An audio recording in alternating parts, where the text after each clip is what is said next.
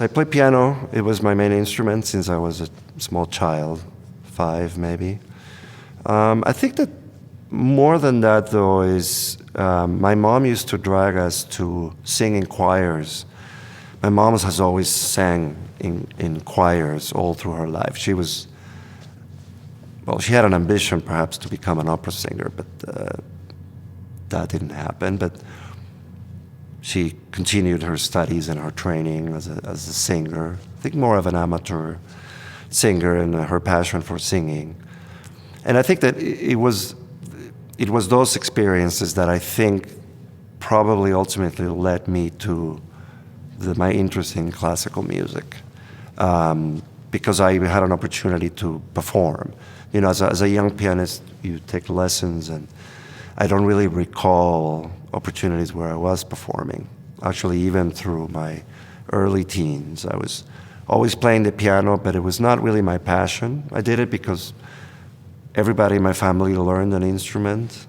Classical music was a big part of our family. My dad, still to this day, is listening to classical music all the time. He had a huge record collection.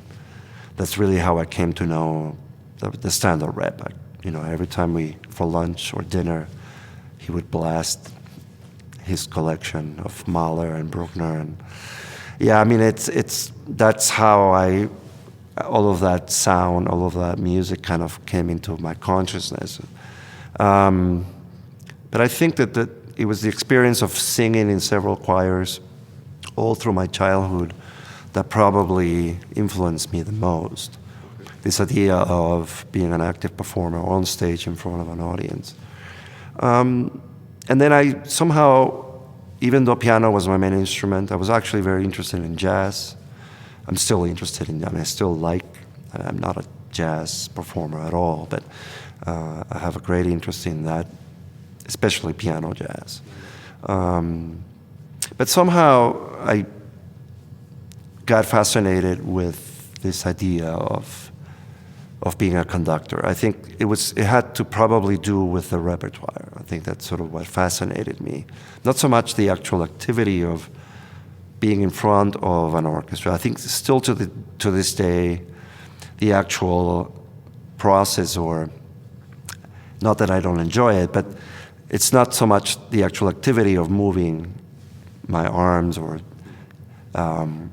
it's the music itself is what I think motivates me, and what is my passion. It's the repertoire. Of course, the activity of conducting is the conduit through which I have to do it. And you know, as everything else, it's a process, and it has its frustrations, and it has its fascination and excitement, but it's not always necessarily a perfect world. So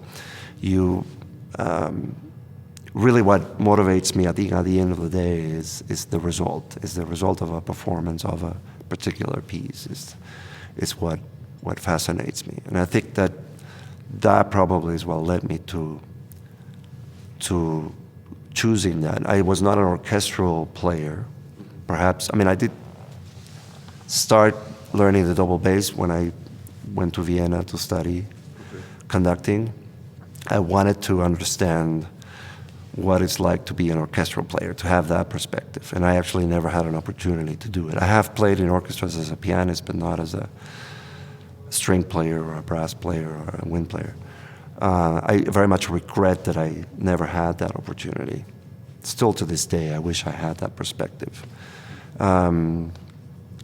But I think it was, and then because I was so fascinated with the rep, I think I thought, well, the only way I can do this is by conducting. So I started looking to the careers of very prominent conductors at the time. And of course, being in Vienna, I had an opportunity also singing, because I used to sing in a community choir in Vienna. It was kind of a youth choir. It was led by one of my conducting teachers.